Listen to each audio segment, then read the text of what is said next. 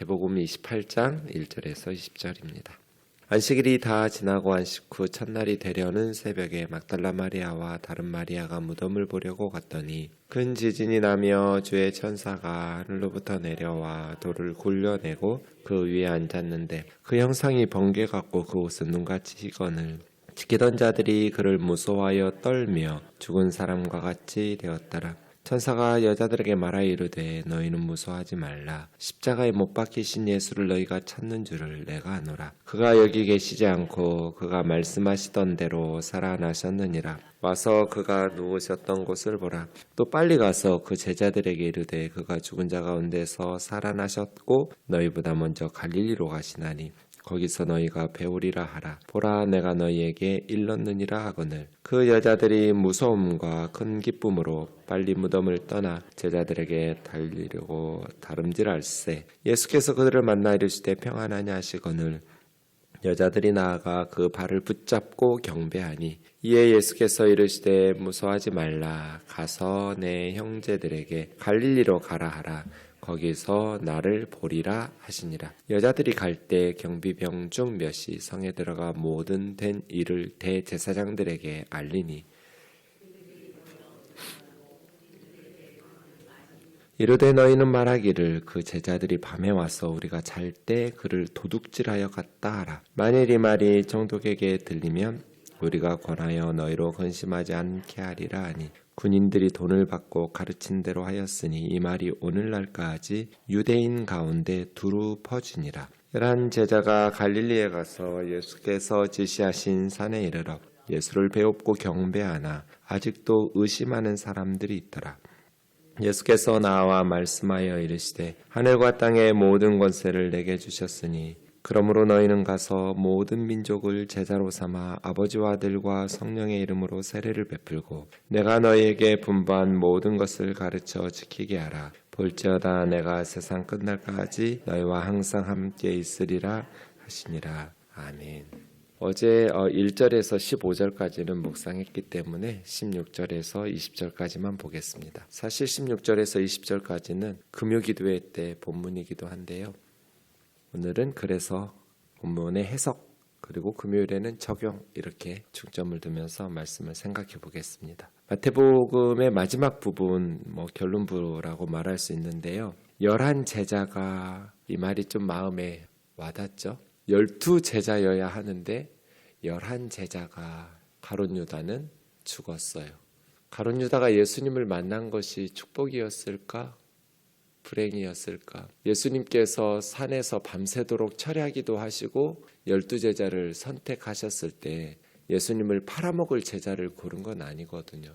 가룟 유다에게도 예수님은 최선을 다해서 최후의 만찬 석장에서 받아 먹으라 내 몸이다.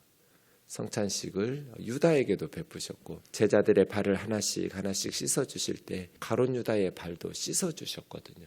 그럼에도 불구하고 가룟 유다는 예수님을 배반하여 팔고 그렇게 불행한 생을 마무리하게 되었습니다. 그래서 12 제자여야 하는데 11 제자가 이 말씀이 이렇게 마음의 아픔으로 다가옵니다. 목회를 하다 보면 모든 이렇게 성도들을 귀하게 여기고 아끼고 사랑하지만 동일한 설교와 동일한 사랑으로 양육하고 돌보더라도 제각각이더라고요.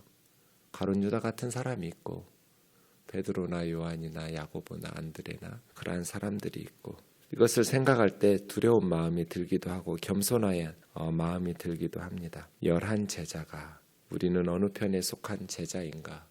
가룟 유다와 같이 내가 원하는 것 또 나를 이렇게 채워주는 것들이 있을 때는 충성을 다하고 헌신을 다하는 것 같지만 내가 원하는 것을 들어주지 않고 내가 원하던 길로 가지 않을 때 분노하고 죽이려는 사람들에게 팔아먹는 참 교회가 그런 것 같아요. 한 가족이잖아요. 오히려 우리 형제들은 1년에 몇 번 못 만나요. 그런데 우리 교우들은 매주 만나요. 또 매일 만나기도 해요. 누가 진짜 가족인가 이런 생각이 들 만큼 같은 교회를 다닌다는 것은 그런 많은 애정과 정이 쌓이죠.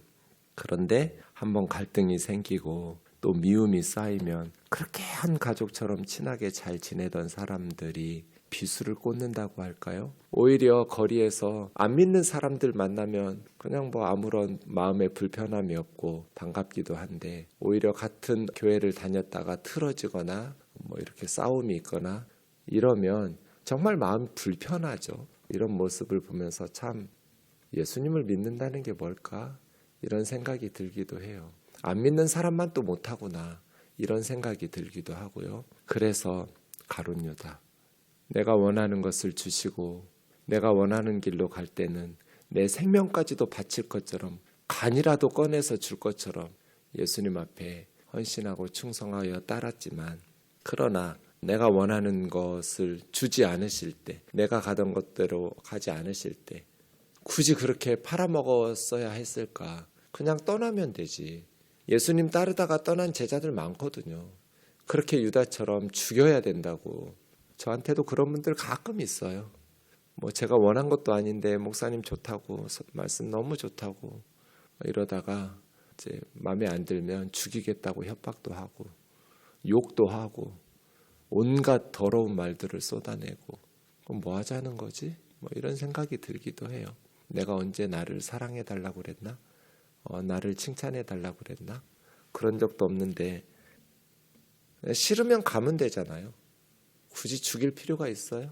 가룟 유다, 많은 생각들을 우리에게 해요. 11 제자가 여기서부터 마음이 아파요. 갈릴리에 가서, 이것도 그냥 넘어갈 수 없는 말이에요. 이스라엘의 신앙의 중심은 예루살렘이죠. 근데 예루살렘이 예수님을 죽였어요. 오히려 갈릴리는 변방의 갈릴리이고, 마태복음에도 4장 15절에 보면 이방의 갈릴리예요. 갈릴리는 이방 땅이 아니거든요. 유대 땅이에요. 이스라엘이에요.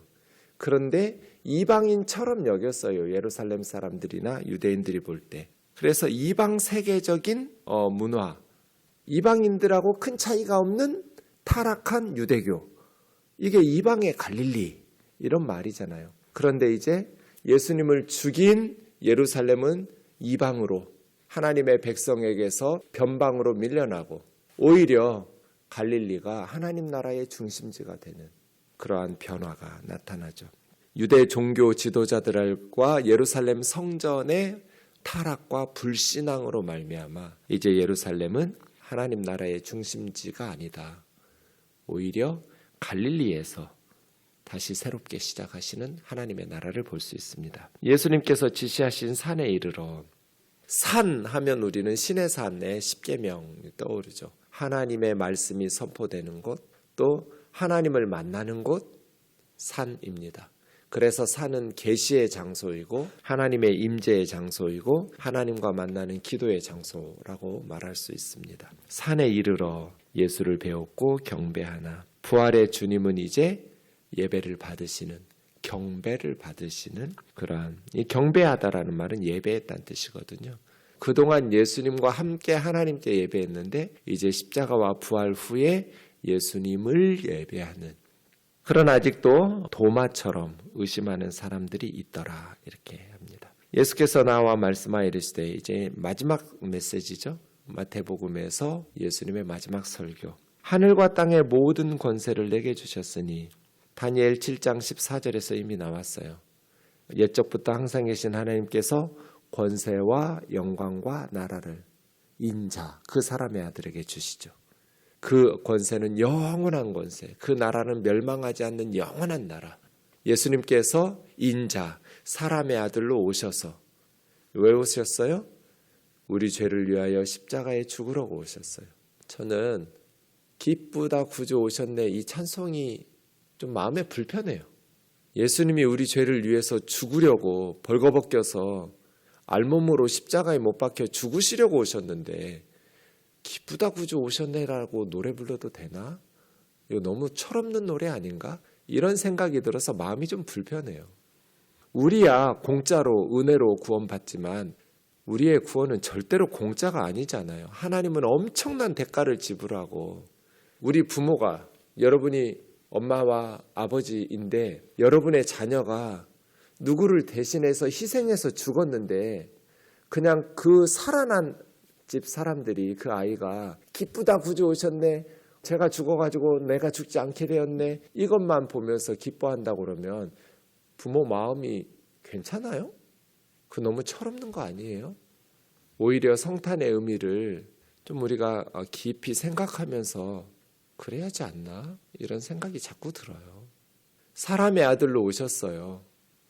그런데 예수님이 오신 것은 우리 죄 때문에 오셨어요. 우리가 죄 짓지 않았으면 예수님 그렇게 성육신하셔서 십자가에 죽으실 필요가 없잖아요. 하늘 영광 보좌를 다 버리고 우리 죄 때문에 십자가에서 고난 받으시려고 오셨는데 어떻게 기쁘다고 오셨네. 그게 기뻐요? 기쁘죠.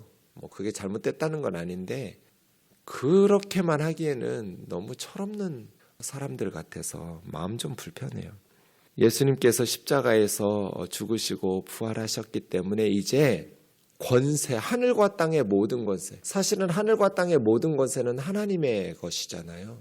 그러니 이제 예수님께서 하나님이심을 이제는 그냥 하나님이실 뿐 아니라 우리 죄를 위하여 죽으시고 다시 부활하셨기 때문에 우리를 구원해 주실 수 있는 하나님이 되신 거죠.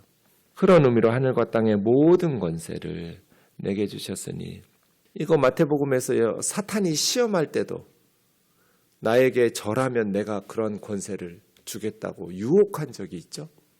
예수님께서 십자가와 고난의 죽으심을 하나님의 뜻에 순종하심으로써 하늘과 땅의 모든 권세를 취하시지 사탄에게 타협하고 굴복하심으로써 취하시는 건 아니죠.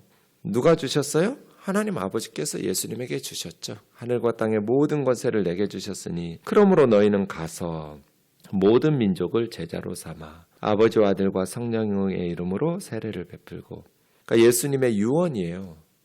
예수님의 유언은 모든 민족에게 가서 제자 삼으라는 거예요. 이것이 우리 그리스도인들에게 가장 중요한 사명이죠.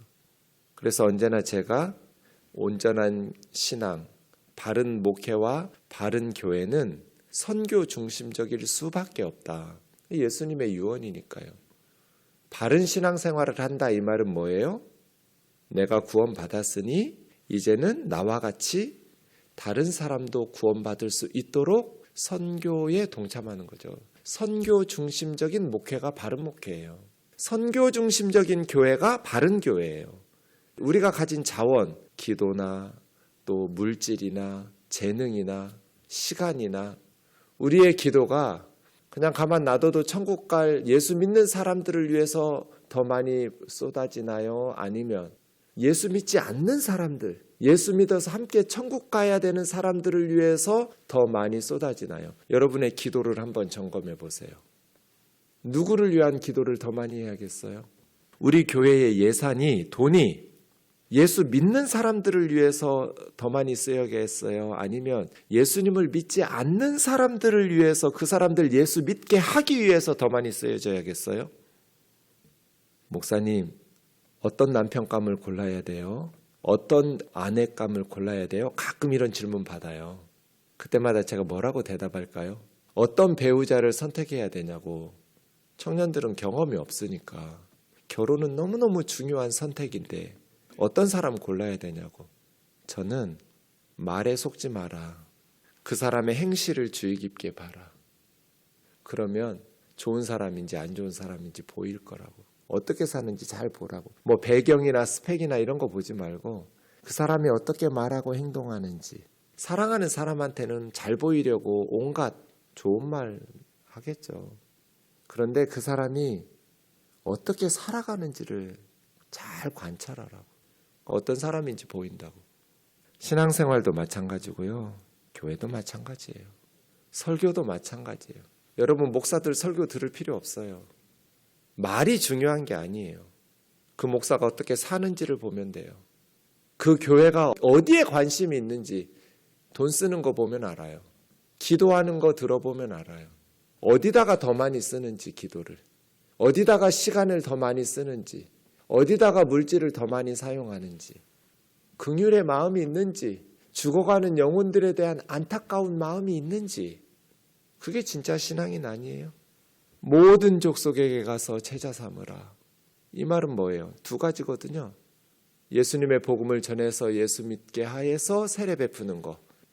그 다음 내가 너희에게 분부한 모든 것을 지킬 수 있도록 가르치는 거예요. 번역이 좀 잘못됐어요. 가르쳐 지키게 하라가 아니라 지키도록 가르치라. 이 두 가지가 제자 삼는 거예요. 복음을 전해서 세례 베풀고 예수님께서 우리에게 가르쳐준 교훈대로 지키면서 살아갈 수 있도록. 왜 수십 년씩 예수님을 믿는데도 예수님 말씀하신 대로 살지를 않고 변화가 안 될까? 온갖 성경 많이 알고 열심히 기도한다면서 왜 그렇게 입이 거칠고 부끄럽고 우리의 말이 선한 도구가 돼야 하잖아요. 우리의 행실이 안 믿는 사람들에게 저 사람 보니까 하나님 계신 것 같아. 나도 교회 다니고 싶다. 이래야 하잖아요. 예수님의 교훈을 지키도록 가르친다면 이것이 예수님의 마지막 사명이었어요.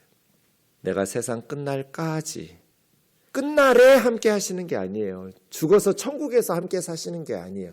내가 세상 끝날에가 아니라 내가 세상 끝날까지예요. 항상 너희와 함께 하리라고. 파사스타스 헤메라스예요. 파사스가 올이에요. 모든 all the days예요. 헤메라스가 날들이거든요. 모든 날들 동안에 항상 그 말이에요. every day. 그러고 보면 마태복음은 첫 시간에 말씀드린 것처럼 임마누엘이라 하리라. 예수님이 출생할 때 1장 23절에서 임마누엘로 시작하더니 마지막 28장 20절에도 임마누엘로 끝나고 있어요.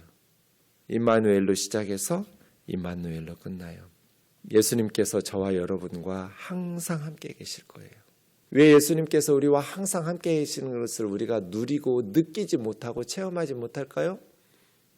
예수님에게 관심이 없기 때문이죠. 예수님이 기뻐하시는 일들을 생각하면서 살지 않기 때문이에요. 나는 나를 보내시니가 항상 나와 함께 하시도다. 내가 항상 그가 기뻐하시는 일을 행함으로 나를 혼자 두지 아니하셨다. 요한복음 8장 27절.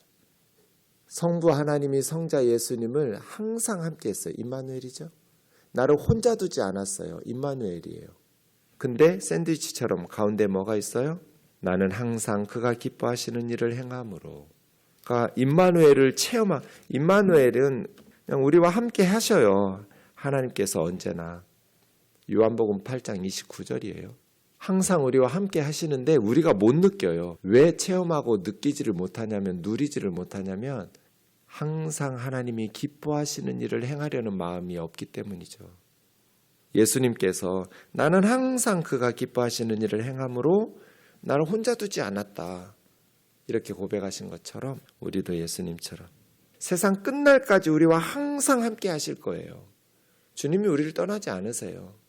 그 임마누엘을 그냥 교리적으로만 믿지 않고 실질적으로 체험하고 싶으면 선교 중심적인 삶을 살면 돼요. 예수님이 기뻐하시는 일을 행하면서 살면 돼요. 그럼 풍성하게 맛보고 누리면서 신앙생활을 할 수 있어요. 이기적으로 나에게만 관심 가지고 세상에만 관심 가지지 말고 예수님이 기뻐하시는 일을 향하려고 기도하고 예수님이 기뻐하시는 열매들을 위해서 열심히 헌신하다 보면 예수님께서 우리 기도에 응답하시고 역사하시는 게 눈에 보이거든요. 기적들이 막 일어나요. 크고 작은 기적들이. 항상 우리와 함께 하시는 것들을 체험할 수 있어요. 저는 단기 선교 때마다 항상 체험해요. 진짜 하나님께서 복음 전하는 걸 기뻐하시는구나. 선교지에 갈 때마다 정말 한국에서는 누릴 수 없는 큰 기쁨과 임마누엘을 너무너무 많이 누리잖아요. 그래서 선교 중심적인 삶을 살아라. 선교 중심적인 목회를 하고 선교 중심적인 교회를 만들어가고 그럴 때 임마누엘을 풍성하게 우리가 누리고 맛볼 수가 있어요. 선교하고 전도하는 사람들, 성령 충만하지 못한 사람을 본 적이 없어요. 하나님과 함께 임재를 누리지 못하는 사람을 본 적이 없어요.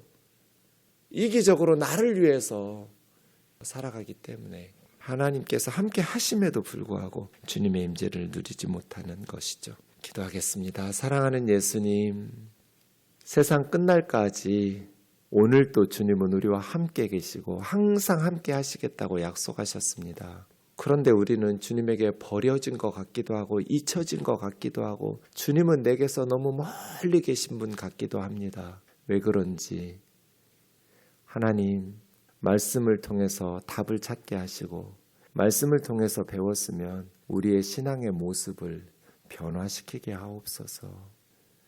하나님께서 기뻐하시는 일을 항상 생각하고 내가 어떻게 사는 걸 주님이 기뻐하실까? 주님이 기뻐하시는 일을 행함으로 주님이 우리와 항상 함께 하심을 풍성하게 체험하고 누리고 맛보며 신앙생활하게 도와 주시옵소서. 주님이 가장 기뻐하시는 것은 죽어가는 영혼들이 살아날 때입니다. 한 영혼이 주께로 돌아올 때 천국 잔치를 베푸신다고 그랬습니다. 사람들을 불러 모아서 기쁨의 잔치를 베푸시는 하나님이라고 가르쳐 주셨습니다. 우리 교회가 이미 구원받고 이미 천국으로 가고 있는 우리들을 위해서 자원들을 쏟아붓지 말고 우리를 위해서는 아껴 쓰고 믿지 않는 사람들을 예수님 믿게 하기 위해서 우리의 기도와 물질과 시간을 더 많이 사용하는 선교 중심적인 교회 되게 하여 주옵소서. 예수님의 이름으로 기도하옵나이다. 아멘.